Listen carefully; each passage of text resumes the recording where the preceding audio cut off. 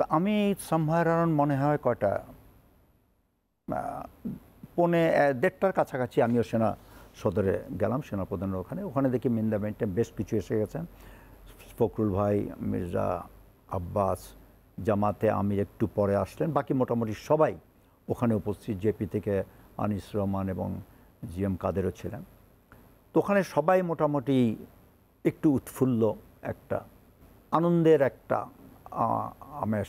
কিন্তু কোনো সিওরিটি তখনও তখনই সিওরিটি নেই, but something concrete is going to unfold, এরকম একটা সবার মধ্যে ভাব।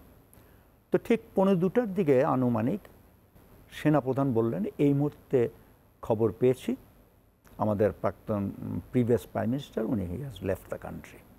এবং উনি তখন সবার সহযোগিতা ছিলেন।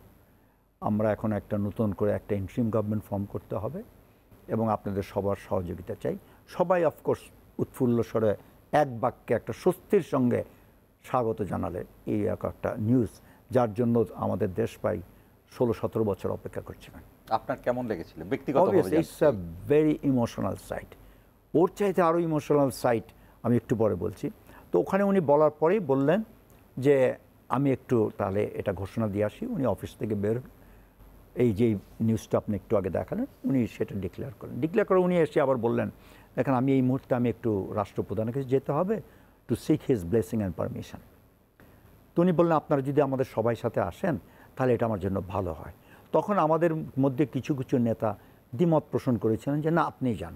তখন আমি ইন্টারভেন করে বললাম, আনিস ভাই যে ছিলেন যাতে, উনি বলছেন না না এটা আমাদের যাওয়া উচিত, কারণ ওখানে যে আলোচনা হবে সেই আলোচনা যদি চিফ যে একা করে আসে ওখানে অনেক কিছু দ্বিমত হতে পারে। So best thing face it squarely and get the decision সবার একমতে। ওই ডিসিশনের সঙ্গে সঙ্গে 2টা কোস্টার লাগানো হলো। 2 কোস্টার মধ্যে আমরা সব পলিটিশিয়ান সবার উঠলাম। Army chief, navy chief, air chief সামনে রইল, পুরা কনভয় এপিসি দিয়ে সেনাপ্রধানের অফিস থেকে আনুমানিক 3টায় বের হলাম। জাহাঙ্গীরনগর গেটে আসা মাত্রই ভিড়। ওই যে একটা ইমোশন জনগণের, দ্যাট ওয়াজ সামথিং, আমার চোখে পানি এসেছিল, আমি এটা বলতে পারি। সে একটা আনন্দ, একটা উৎসাহ। তারপর ওখান থেকে আমরা বঙ্গভবনে পৌঁছে 3টায় বেরোচ্ছে, 7টায় পৌঁছেছি। ইট টুক আস 4 আওয়ার্স। তো যখন আমরা ওই প্রত্যেকটা সময় জনগণের একদম একেবারে গাড়ি পাড়ালে ভাঙচুর করে ফেলে। তো এরকমও ঘটনা ছিল, অনেকে মুরগি নিয়ে আসছে। এই মুরগি স্যার আমরা গণভবন থেকে আনছি, ফখরুল ভাইকে সামনে বসেছিল, ওনাকে অফার করতেছেন। তো এসে তা এইদিকে আমরা দেখছি ওই স্ট্যাচু যেটা র্যাঙ্কস ভবনের সামনে, এটা গলা দড়ি দিয়ে টানতে ভাঙতে, মানে it was such an emotional scene, যেটা আমরা টেলিভিশনে দেখেছি সাদ্দাম হোসেনকে যেভাবে আমার ঠিক সঙ্গে সঙ্গে ওইটা মনে পড়লো। এবং জনগণের উৎসাহ উৎফুল্ল, মনে হলো আমরা একটা নতুন স্বাধীন দেশ।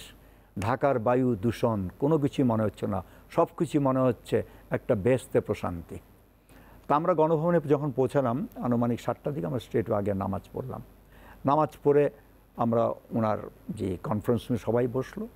বসার পরে 7:30টার দিকে আনুমানিক আমাদের মহামান্য রাষ্ট্রপতি আসলেন। উনি আসার পরে উনি 2টি কথা বলার পরে আগে ফখরুল ভাই ছিলেন, ওনাকে বক্তব্য রাখতে দিলেন এবং সেই হিসাবে অন্যান্য সব পার্টি লেভেলে। তো ওনার ফখরুল ভাইয়ের একটা মেইন পয়েন্ট ছিল, উনি বক্তব্য রাখার পরে উনি বললেন যে দেখেন ম্যাডাম খালেদা জিয়াকে এখন ফ্রি করতে হবে। তখন মহামান্য রাষ্ট্রপতি বললেন, আর কয়দিন পরেই তো আমরা একটা ইন্টারিম গভর্নমেন্ট করছি, তা ওই সরকার এসে ডিসিশন নেবে। ওই সময় কিন্তু আমাদের সেনাপ্রধান ওয়াকারুজ্জামান বললেন, no sir, you are the full authority, আপনারই তো সেই অথরিটি আছে, আপনি কেন ইন্টারিম গভর্নমেন্ট করেন, আপনি কালকে ওনাকে ছাড়বেন।